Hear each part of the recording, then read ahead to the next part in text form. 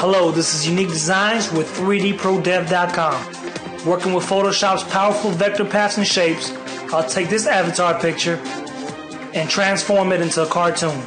This technique can be applied to any photograph that you wish to turn into a cartoon. So let's get started. First thing I want to do is create a new document. So File, New, and the INVU dimensions for your main picture are 160 by 220. I made OK.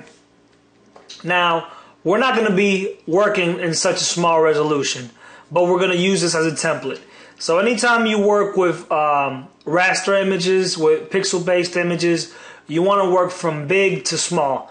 The reason being is if I take a 160 by 220 image and for some reason I want to blow it up to put it in my Facebook or have as a high resolution image, it's going to get pixelated and it's not going to look right. But I can work from big to small. But we are going to use these dimensions as a template. So I'm going to drag this and undock this document, and I'm going to drag it into my working space over here. I'm going to get rid of this. So I'm going to actually use this as a guide. Now, it's very important that when I'm scaling this, I hold down Shift. And what Shift does, it's going to constrain my proportion. So if I drag this rectangle without holding Shift, it's actually going to defeat the purpose of what we just did. So I'm going to actually hit Enter, and I'm going to undo this. Before I actually start placing this, I want to take the opacity down. And that way I could actually see through and I'll get a good idea of what I'll be cropping. So I'm going to hold Shift and I'm going to scale. And you see that it's keeping its proportions, right? So I actually already have this set up. So I'm going to just get rid of this and turn on this layer.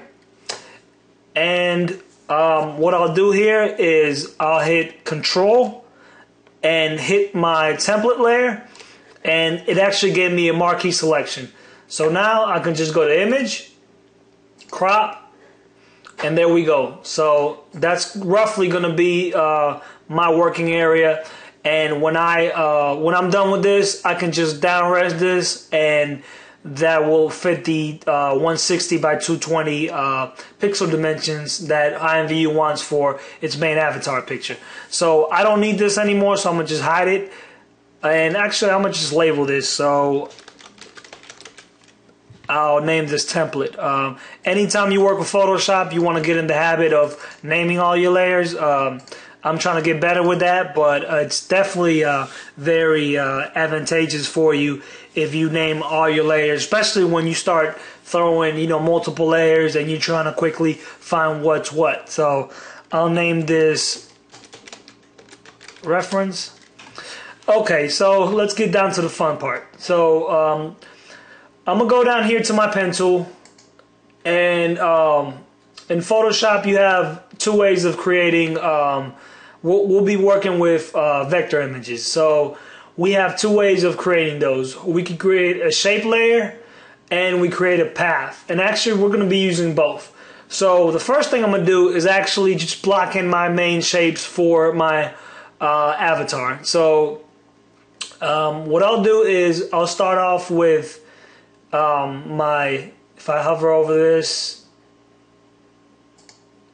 Okay, we'll be working with shape layers. It's not popping up the name. There we go.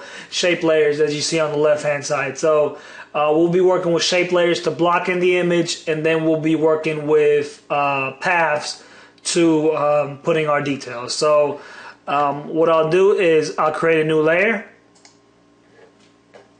And for parts of this, I'm going to just speed up the video, for time's sake. I'm going to zoom in.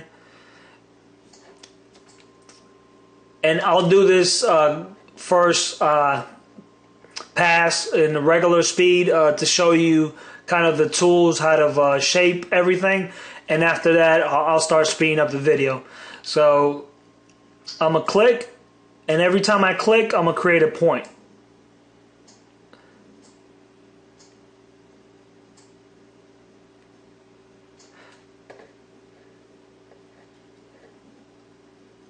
And the reason I'm getting this translucent effect is because I have my fill to 50, which is pretty much what I wanted.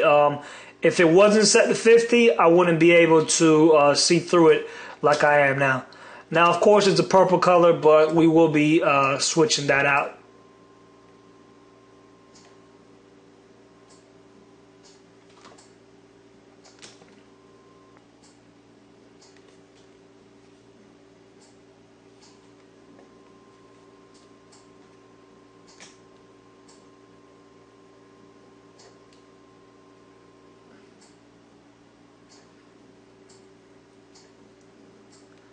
So I'm just going around the kind of the face part of it, just kind of blocking this out.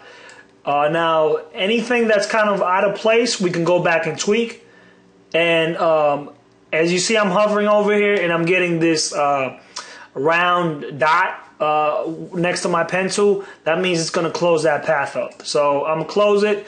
Now, I did a decent job at it, but I can go back and fine tune some of these curves. So, and by the way, these are called Bezier curves. So this is, you can work in this in Photoshop. If you have your hands on Adobe Illustrator, they work the same way. Just an Illustrator, they actually, it's more of a powerful vector program because that's all it's designed for. But you can do the same work and get these same effects or similar effects in Photoshop as well. So basically what I'm doing here is just I'm going and clicking, and every time you click these squares with the direct selection tool, now you have to make sure it's direct. Path is not going to work for this, so make sure that you're on the direct selection tool. So you're going to click on these and you're going to get these two handles. And these Bezier handles basically control the curve. So you see by just tweaking this handle, it actually affected this side of the curve. So I'm going to go down, and now you see that every time I move this handle, it's moving this upper handle. And for this part, I actually just want to control this handle separately. So what I'll do is I'll hold Alt and left click, and you see that it affected this handle without affecting this. So that's something that you need to know when tweaking your curves. And I'm actually going to turn down the fill on this a little bit more.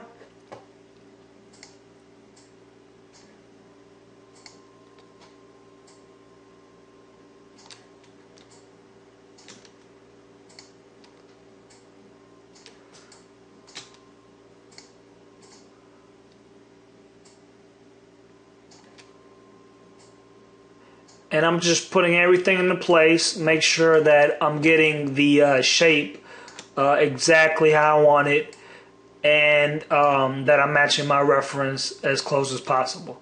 So now the point of this part is just basically to make a block out. That's all I'm really trying to do, just blocking my main shapes. So that's fine for now. So basically what I'm trying to do is just, like I said, block all my main shapes out. I'm actually going to hide this, pick this color. Actually, I'll just double click this, and I'll pick this color right here. And now my vector is, if I put up the fill, you'll see exactly what it looks like. There it is. And I can affect the stroke. So if I want this stroke to be a little thicker, I'll just affect the stroke. So now you see that we have this nice clean shape. So what I'm going to go ahead and do now is speed up the video and do the same process for the neck, the hoodie, and the t-shirt. And all I'm really doing right now is just blocking out the main shapes.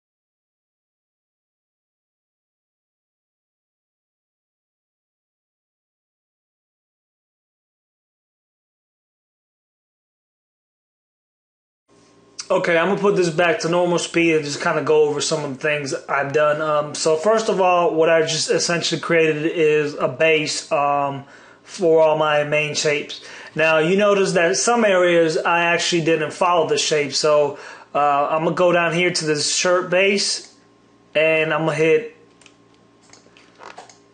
So if I hold on Alt and click on the eyeball layer, it's actually just gonna isolate this layer. I'm gonna turn the reference back on, and you clearly see that I didn't follow this shape exactly. I didn't follow it to a T. There's a reason for that. I'm trying to get this done as quickly as possible with achieving the best effect. Now, this hoodie layer, if I turn this on, is actually going to go on top of this. So I really don't need to, get this shape exactly how it is because the hoodie is going to cover it. So I'm still working on layers in Photoshop, and you have to keep that in mind.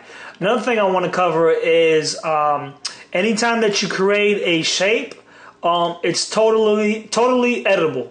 Meaning you can go back and edit any aspect of it. So let's bring our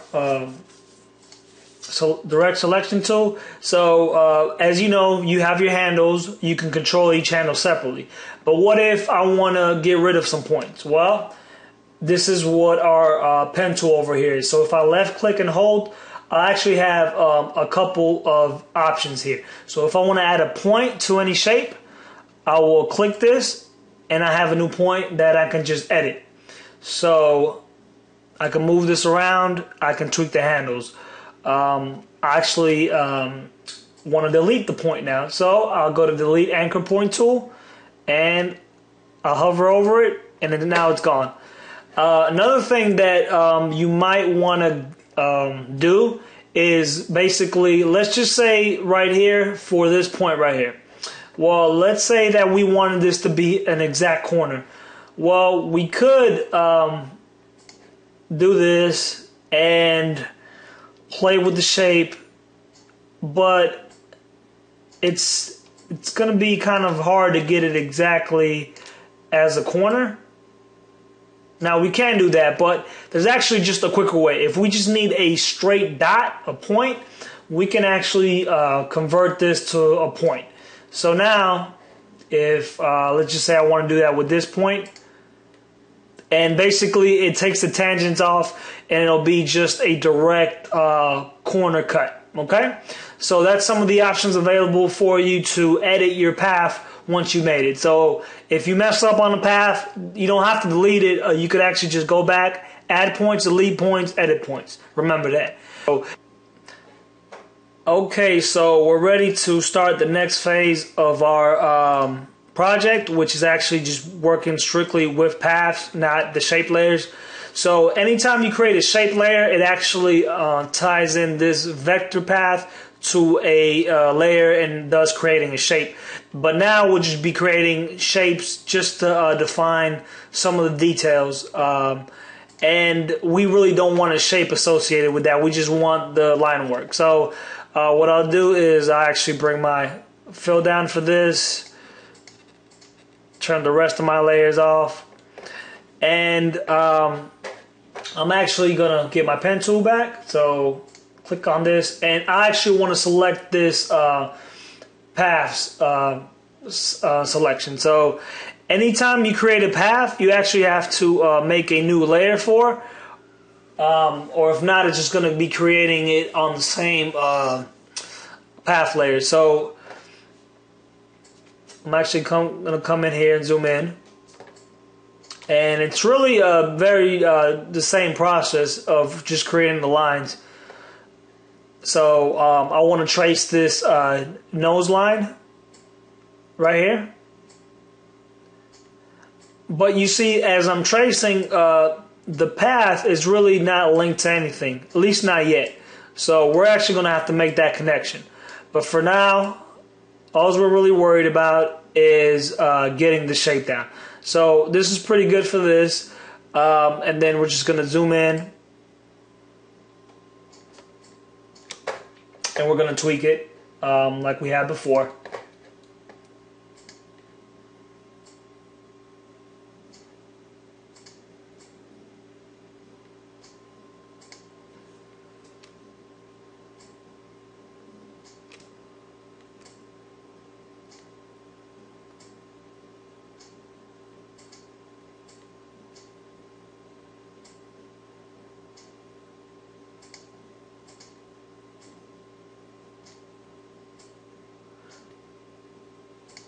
Let me round this out a little bit better.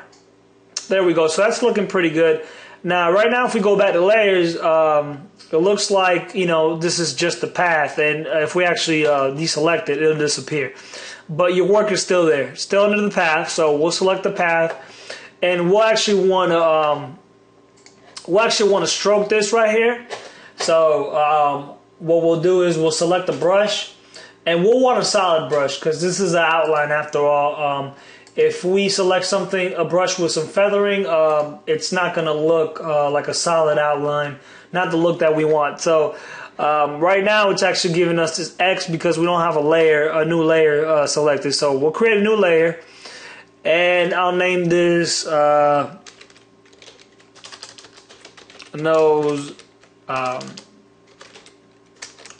outline. All right, so we actually want to get the color that we want the outline to be, and we want to get the brush size correct. So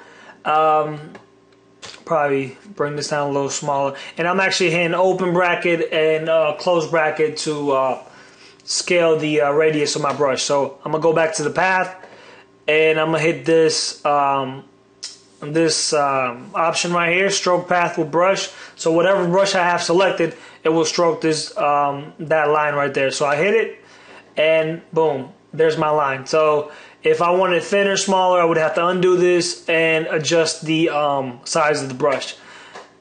If I don't want this path to be visible, I just unselect it, and there's our line that we just created. So it's still a pretty crisp line. We're going to zoom out.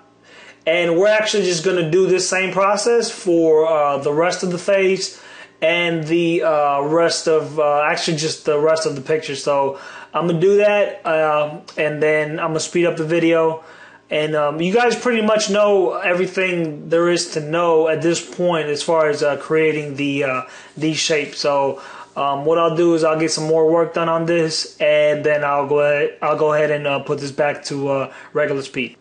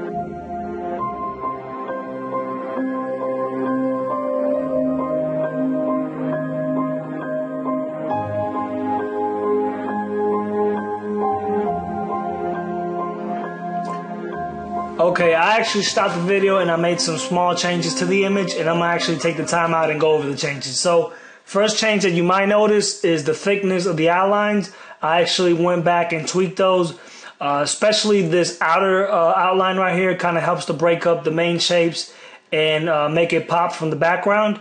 The second change that you will notice is that I gave this guy some eyelids. So the eyelids kind of help to bring out the eyes and make them pop. And the last change that you will notice is this, I kind of tapered some of these edges. So I went back with my erase tool and I deleted some of the corners. Gives it a nice tapered effect to your line work. So I hope you guys understood the material and had fun in the process. Now you guys can take any portrait or avatar picture and turn them into a cartoon. I can't wait to see what you guys come up with. If you guys would like to share your work, or just get some feedback on your final cartoon image, you can email me at unique@3dprodev.com. Thanks for watching.